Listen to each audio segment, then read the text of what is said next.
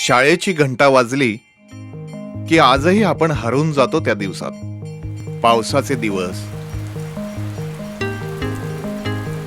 ते raincoat, gumboot, नवीन cover घालण्याचा समारंभ आणि डोळ्यातली असंख्य स्वप्न, मुलांची आणि त्यापेक्षा आई वडिलांची. पण हेच दिवस काही आई वडिलांच्या डोळ्यात स्वप्न नाही पण पाणी आणतात.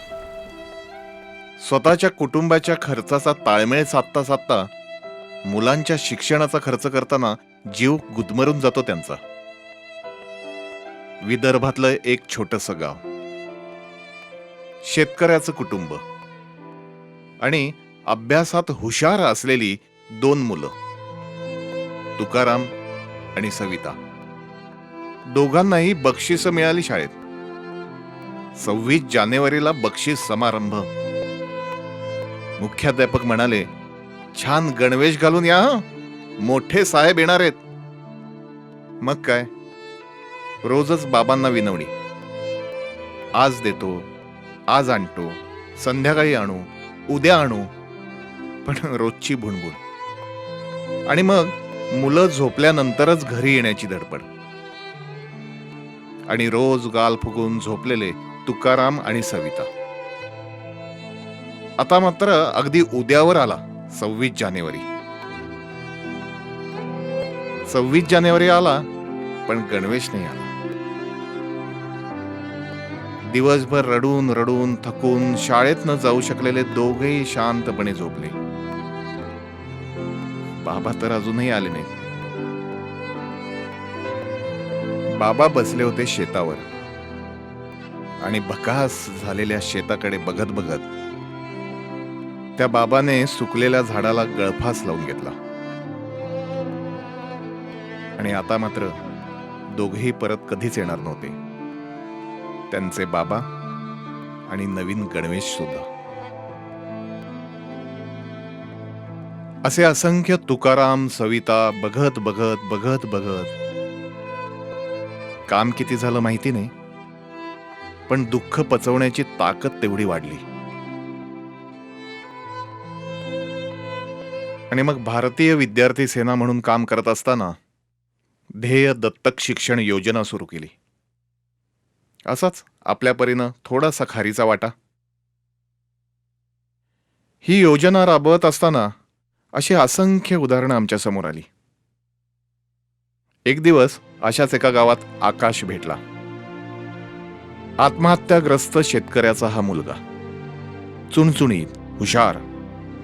म्हणाला, शिकायचंय. कितवी झालास? 6वी झालो. काय शिकायचंय? कॉलेज करायचंय. नक्कीच करशील, आम्ही आहोत ना. म्हणून आम्ही त्याच्या घरी गेलो. घर अगदी अगदी म्हणजे या 2 खुर्च्या ठेवल्यात ना तेवढंच घर. अगदी पडकं, भांडी कुंडी रिकामी आणि बाजूलाच भकास चेहऱ्यानं बसलेली त्याची आई. गरिबीलाही लाज वाटेल अशी ती अवस्था. आकाश, तुला नक्की आम्ही शिकवणार, अगदी नक्की शिकवणार, तू शाळेत जाणार. अशी मनाशी आम्ही सगळ्यांनीच गाठ बांधली आणि मुंबईला आलो. दुसऱ्याच दिवशी बातमी आली, आकाशचं घर कोसळलं आणि आकाश गेला होता. असं फाटकं आकाश घेऊन असंख्य मुलं आज प्रतीक्षेत आहेत, केवळ एका मदतीच्या हाताची वाट बघत. आणि मग ठरवलं, निदान आपल्याला जमेल तेवढी मदत तरी करायची. जग साफ करायचं दूर आहे, पण निदान सुरुवात घरापासून तर करू. एवढी मदत, एवढा खर्च कदाचित आपण नाही करू शकत, पण एखाद दुसऱ्या मुलासाठी खर्च करता येत असेल तर काय हरकत आहे. नक्की भेटा आम्हाला, आपण एकत्र काम करू. एखाद्या मल्टिप्लेक्समध्ये रावडी राठोर बघताना जेवढा खर्च आपण करतो तेवढ्याच खर्चात एक मुलगा वर्षभर शिकेल. म्हणूनच चला एकत्र प्रयत्न करूया, एकत्र येऊया आणि एकत्र पुढे जाऊया.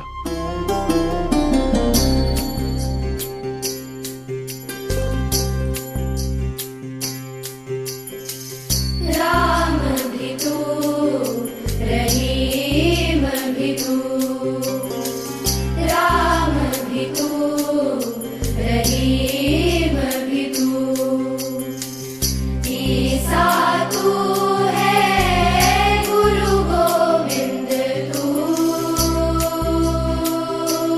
तेरे नाम अनेक पर एक है तू, एक है तू, राम भी तू, रहीम भी तू. हा सगळा सोहळा बघून माझ्याही मनामध्ये हेच शब्द आलेले आहेत, क्या बात है. अतिशय प्रभावी असा हा कार्यक्रम आहे. माझ्या कामाच्या सध्या मॅट्रिक आणि 12वीच्या परीक्षा सुरू आहेत आणि त्या बोर्डाचा मी चेअरमन आहे. या नात्यानं सध्या कामाचा ताण प्रचंड आहे. यावं का नाही, जावं का नाही असा माझ्या मनामध्ये विचार होता. पण इथं आल्यानंतर मी त्यांना असं सांगितलं की सर, बरं झालं मी आलो. माझा दिवस हा सत्कारणी लागला. अतिशय सुंदर सोहळा मला या ठिकाणी अनुभवायला मिळाला. रहीम भी तू.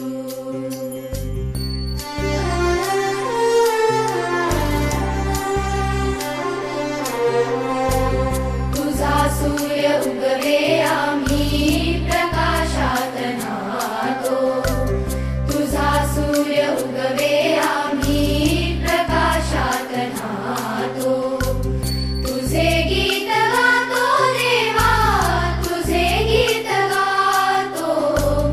तुझा सूर्य उगवे आम्ही प्रकाशात नाहतो. Of this type are conducted in more places of Maharashtra, in Mumbai. I'm sure we will be able to educate all the children of Maharashtra.